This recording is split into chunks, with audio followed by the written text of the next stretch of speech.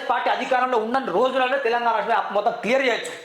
రేవంత్ రెడ్డి గారు నేను మిమ్మల్ని కూడా అన్నా, ప్లీజ్ గివ్ మీ టైం, నాకు టైం ఇవ్వండి, మీకు బరాబర్ పేపర్ డయాగ్రామ్ బట్టి వర్ణిస్తా. తెలంగాణ రాష్ట్రంలో అప్పు ఖచ్చితంగా పోతుంది. ఇంకో విషయం మరీ చెప్తున్నా మిత్రులారా, ఖచ్చితంగా సువర్ణ టీవీని ఎంకరేజ్ చేయండి, సబ్స్క్రైబ్ చేయండి. ఎందుకంటే సువర్ణ టీవీ ప్రజల గొంతుక, గమనించండి, ప్రజల గొంతుక, పార్టీ గొంతుక కాదు. ఈ రాజకీయ నాయకులుగా బీఆర్ఎస్ పార్టీలో ఉన్నారు దొంగలు కొందరు, కాంగ్రెస్లో కొందరు దొంగలు ఉన్నారు, బీజేపీలో కొందరు దొంగలు ఉన్నారు, అంటే మంచోళ్ళు ఉన్నారు, అదేవిధంగా చెడు ఉన్నారు. ఈ నాయకుల ఆస్తులు విపరీతంగా పెరిగినాయి. ఏం లేదండి, వీళ్ళ ఆస్తుల మీద, వీళ్ళ బినామీలో ఉన్న వాళ్ళ ఆస్తుల మీద మొత్తం ఎన్ని ఉన్నాయి, మొత్తం వాళ్ళ ఆస్తుల యొక్క వాల్యూ లెక్క పెట్టండి, అప్పు తిరిగిపోతుంది. 8 లక్షల కోట్లు వీళ్ళ బరాబర్ ఉంటుంది. ఒక్కొక్క మంత్రి దగ్గర విపరీతంగా కోట్లు ఉన్నాయి, కట్టలుగా ఉన్నాయి, భూములు కబ్జా చేసి ఉన్నారు మంత్రులు. అంతెందుకు పార్లమెంట్లో అసెంబ్లీలో వెళ్తున్న వాళ్ళు సామాన్య ప్రజలు కాదు, సామాన్య పౌరులు కాదు, ఈ రాష్ట్రాన్ని పీలుస్తున్న దొంగ బెదవలు అంటున్నాను. ఉన్నారు అంటోళ్ళు ఉన్నారు. బీఆర్ఎస్లో మంచోళ్ళు ఉన్నారు, చెడ్డలు ఉన్నారు, కాంగ్రెస్లో మంచోళ్ళు చెడ్డలు ఉన్నారు, బీజేపీలో మంచోళ్ళు చెడ్డలు ఉన్నారు, గుమ్మడి నరసయ్య లాంటి వ్యక్తులు కొందరు ఉన్నారు. ఎవరైతే విపరీతంగా సంపాదించడంలో వాళ్ళకి ఎట్లా తింది, వాళ్ళ జీతం ఎంత, ఒక ఎమ్మెల్యే 5 సంవత్సరాలు పరిపాలన ఆయనకు వచ్చే జీతం ఎంత, అంతే ఉండాలి వాళ్ళ ఆస్తి. ఫెరారీ కార్లు, BMW కార్లు, రేంజర్ కార్లు, బ్రేజా కార్లు, హుండై కార్లు ఎట్లా మెయింటైన్ చేస్తారు, సెక్యూరిటీని ఎట్లా మెయింటైన్ చేసుకుంటారు చెప్పండి. వాళ్ళకి ఎట్లా వస్తాయి వాళ్ళ ఆస్తులు? ఇగో అట్లా వాళ్ళ దర్యాప్తు చేపట్టండి. వాళ్ళ జీతం ఎంత, ఎన్నిసార్లు ఎమ్మెల్యే అయ్యాడు, నెల వచ్చే జీతం ఎంత, ఆయనకు వచ్చిన కమిషన్ ఎంత, వాడు ఎట్లా చూస్తున్నాడు, వాళ్ళ ప్రభుత్వ భూములు ఎట్లా కబ్జా చేస్తున్నాడు, ఏదో లిస్ట్ బయట తీయండి. అందరు ఆస్తులు ఇట్లా చెప్తున్నా, బరాబర్ చెప్తున్నా, ఖబర్దారని హెచ్చరిస్తున్నా.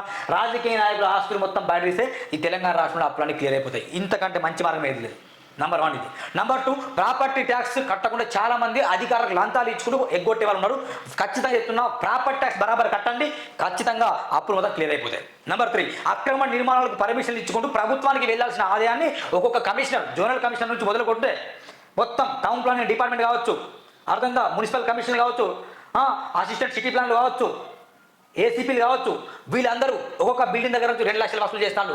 ఈ 2 లక్షలు ప్రభుత్వ ఆదాయానికి వెళ్ళాలి, జిఎస్ఎంసీ ప్రభుత్వ ఖజానాకి వెళ్ళాలని వాళ్ళ జేబుల్లో వెళ్తుంది. అట్లా రోజుకు 2-3 కోట్ల వరకు ఒక జోన్లో మొత్తం వివిధ లావాదేవీలు జరుగుతున్నాయి. అంటే 5 జోన్లలో 10 కోట్లు జరుగుతున్నాయి. రోజుకు 10 కోట్లు ప్రభుత్వ అధికారులు ఖజానాలో వెళ్తాను. అంటే ప్రభుత్వ అధికారులు అంత రూపంగా తెలియకుండా తీసుకుంటారు. అర్థంగా ఈ 5 జోన్లలో అంటే హైదరాబాద్లో విపరీతంగా సర్కిల్స్ ఉన్నాయి. దాదాపు ఎన్నో సర్కిల్, ఆ సర్కిల్లో చూసుకుంటే కనుక కమిషనర్ల ఆస్తులు కాదు, టౌన్ ప్లానింగ్ వాళ్ళ ఆస్తులు మొత్తం బయట, వాళ్ళ చిట్ట మొత్తం బయట విప్పండి, ఆ ఆదాయం ఖచ్చితంగా ప్రభుత్వానికి వెళ్తుంది. అట్లా రోజుకు 10 కోట్ల ఆదాయం అంటే సంవత్సరానికి 360 అంటే దాదాపు ఎన్ని కోట్లకు మీరు లెక్క పెట్టండి. ప్రభుత్వ ఆదాయం గంట పెట్టి ఆగుతుంది, అప్పు తీరిపోతుంది. నెంబర్ 2 అది క్లియర్ కదా. రాజకీయ నాయకుల ఆస్తులు బయట తీయండి, వాళ్ళ యొక్క ఆస్తులను జప్తు చేయండి, ప్రభుత్వ అప్పు తీర్చండి. ఇంకోటి, ప్రభుత్వ రాజకీయ నాయకులు ఈ టౌన్ ప్లానింగ్ వాళ్ళు వసూలు చేస్తున్నాయి, వాళ్ళ జేబులో వెళ్లకుండా నేరుగా ప్రభుత్వానికి వెళ్ళేది చూడండి, అప్పులు తీరిపోతాయి. నెంబర్ 3, ప్రభుత్వ భూములు ఉన్నాయి, విపరీతంగా కబ్జాలు చేసిన దుర్మార్గులు ఉన్నారు, ధరని పెట్టి కబ్జాలు చేసిండ్రు. ఇప్పుడు ఇది వచ్చింది భూభారతాన్ని, దాంట్లో కూడా కబ్జాలు జరుగుతున్నాయట. ఇవన్నీ చేయండి. దాంట్లో ఉన్న లిస్ట్ బయట ఎవరెవరు కబ్జా చేసిన భూములు 1950 స్వాతంత్రం వచ్చినప్పటి నుండి ఇప్పటివరకు ఎన్ని భూములు కబ్జాలకు గురైనాయి, చెరువు సికం భూములు ఎన్ని కబ్జాలకు గురైనాయి, బాగా లిస్ట్ తీయండి, బయట తీయండి, దొరికిపోతుంది. ఇంకా ఢూకండి, ఒక్క కొరత సాంబిరంగా కొట్టండి, ముడ్డిలో బల్బు పెట్టండి, వస్తాయి బరాబర్ ఆస్తులు వస్తాయి, అప్పు కట్టేయండి. చెయ్యొచ్చు కానీ చేయరు. అంతేందుకు మిత్రులారా, ఈ రాజకీయ నాయకులు ఓటుకు 2000 రూపాయలు ఇస్తారండి ఎలక్షన్ టైంలో. ఓటు ఖచ్చితంగా 500 తప్పదు, 500 జమానా పోయింది, 2000 ఇస్తాను. ఒక నియోజకవర్గంలో 30 నుండి 40 కోట్లు. ఇది దేనికి ఖర్చు అవుతుంది? 30-40 కోట్లు డబ్బులు పంచడానికి అవుతుంది. మొత్తం ప్రచారాలు అది ఇది అని చెప్పేసి మొత్తం 50 కోట్లు ఖర్చు చేస్తారండి వీళ్ళు ఒక నియోజకవర్గాన్ని. 119 నియోజకవర్గాల్లో ఇంటూ 50 కోట్లు పెట్టండి. కొన్ని నియోజకవర్గాలు తక్కువ 20 నుంచి 10 కోట్లు అవుతాయి. కానీ హైయెస్ట్ ఇది మెదక్ కావచ్చు, సంగారెడ్డి, రంగారెడ్డి, అటు ఆదిలాబాద్, ఈ నియోజకవర్గంలో విపరీతంగా డబ్బుకు అమ్ముడు ప్రజలు ఉంటారు. కాబట్టి డబ్బు మొత్తం ఏమైంది వీళ్ళు. తెలంగాణ రాష్ట్రం అప్పుల్లో ఉందంటే రాజకీయ నాయకులు అప్పుల్లో లేరు బాయ్.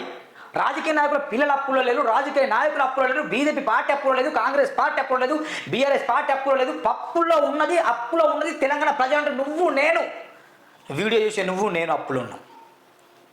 ఇవన్నీ నేను చెప్పిన 3 ఎమ్మెల్యేల ఆస్తులు జప్తు చేయండి, అప్పులు తీరిపోతాయి. హైదరాబాద్లో municipal commissioner, town planning, ACP, DCP, zonal commission వాళ్ళ ఆస్తులు జప్తు చేయండి, ఖచ్చితంగా అప్పులు తీరిపోతాయి. నెంబర్ 3 ఏం చెప్పా, ప్రభుత్వ భూములు కబ్జా చేసిన దుర్మార్గులు వాళ్ళ ఆస్తులు దాడి చేయండి, అప్పులు తీరిపోతాయి. సస్యశ్యామలం ఉంటుంది, ఏ సమస్య ఉండదు. అందుకే మొత్తం చెప్తున్నా, రేవంత్ రెడ్డి గారు ప్లీజ్ మై హంబుల్ రిక్వెస్ట్, మీ బాగా తెలుసు కానీ ఇంకా చాలా ఉన్నాయి అప్పు తీరాలంటే ఆ కాన్సెప్ట్ నన్ను పిలిస్తే చెప్తాను. అంతవరకు నేను చెప్తుంటా, చూస్తున్నాను Suman TV. Thank you very much. Bye bye.